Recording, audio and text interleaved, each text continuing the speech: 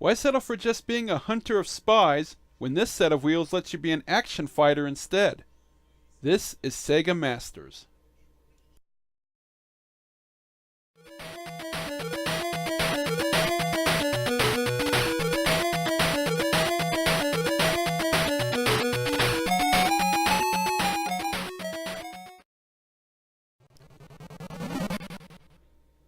How's that for an entrance? This time around, we're looking at Action Fighter, which is a vertical shooter that's adapted from an arcade game of the same name. This card casts you as some sort of secret agent who gets to use this card to carry out a set of 5 missions against some sort of enemy force. The card never really specifies anything, but most shooters don't care about stories anyway. The game begins by first requiring you to enter a name on this special screen. Once that's done with, your orders are given from the president himself, laying out that level's objective before the action really begins.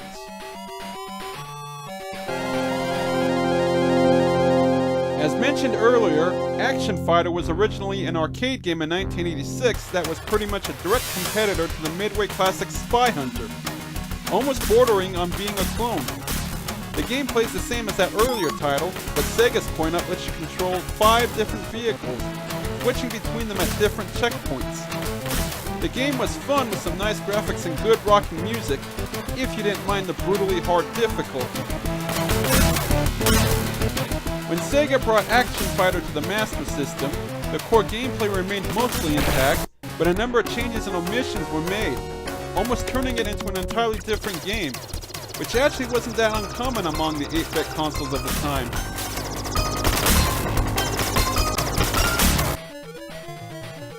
Once the game begins in earnest, you view the action from overhead as you drive your special attack vehicle, which starts off as a motorcycle, down the highway toward your objective as a timer ticks down from 1000 to 0. Each of the 5 levels has a road phase and an air phase, with the road phase unfolding just like the aforementioned Spy Hunter. Enemy vehicles are swarming all over the highway looking to gun you down or ram you off the road, and naturally you have to blast them out of your way. Even the ambulances are hostile towards you, if you can believe that.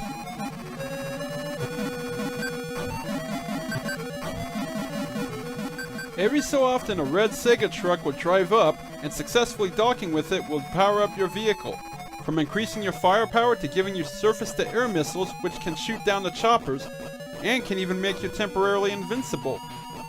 In addition to your road-raging foes, you also have to watch out for the highway itself, which curves and narrows and often splits into 2 roads before recombining.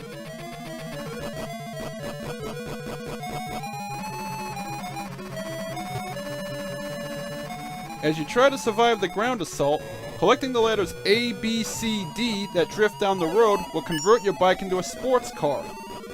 You can switch back and forth between the car and cycle by pushing both buttons together, and while the bike is more maneuverable and a smaller target, the car won't get knocked around so easily.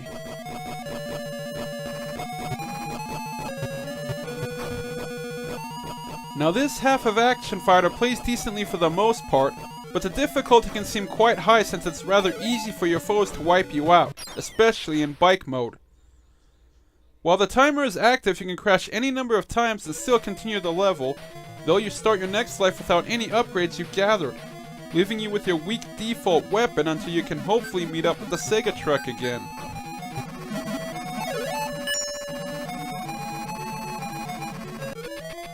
Eventually you snag the letters E and F, which will add wings to your car, converting it into a jet craft so you can take to the sky for the air portion of the stage, which is very reminiscent of Xevious. Now you have to shoot down aerial enemies coming at you in waves, while using your new bombs to knock out the ground-based targets also gunning after you. You don't get the Sega truck in the air, obviously, but every so often a colored P dot will drift by to serve the same functions.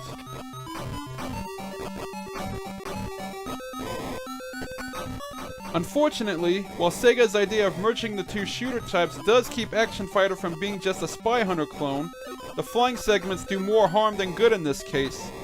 Simply put, they get repetitive in a hurry as you're fighting the same waves of bullet-spraying enemies over and over with very little change. Plus, most of the targets require too many of your normal shots to kill, leaving you little option but to just dodge their shots and pray for a weapon power-up to stand a chance.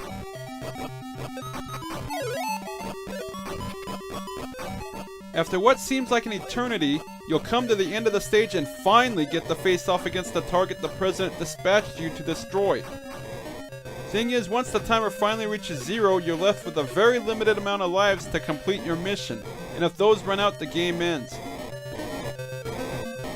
If you can survive long enough to complete your objective, you move on to the next mission, thankfully with a fresh timer.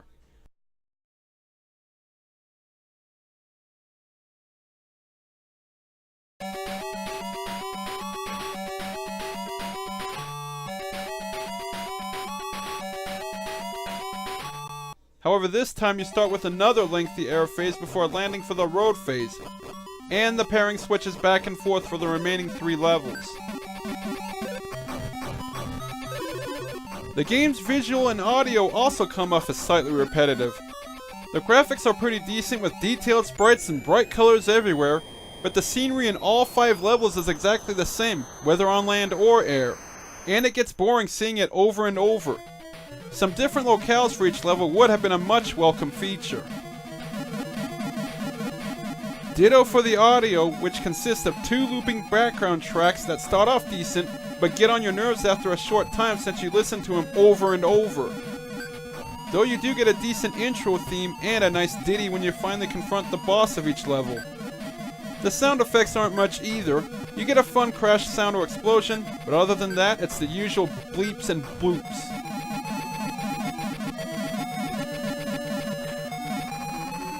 So overall, Action Fighter is a mostly decent cartridge for a Spy Hunter Xevious hybrid, but the mixture doesn't quite work the way Sega hoped.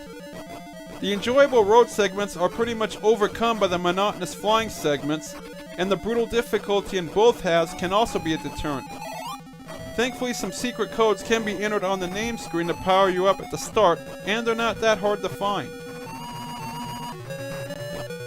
Still, this game would have benefited greatly from letting up on the difficulty and shortening the air segments, if not eliminating them entirely, as well as some variety in the audio and visuals.